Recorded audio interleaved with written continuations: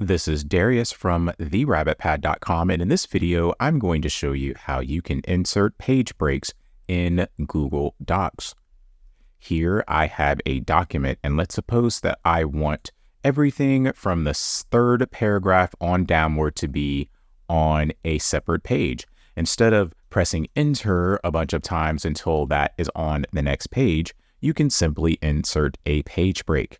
You do that by going to Insert, then clicking Break, then clicking Page Break. Also note that you can do this as a shortcut. On a Mac, you're going to select Command Enter.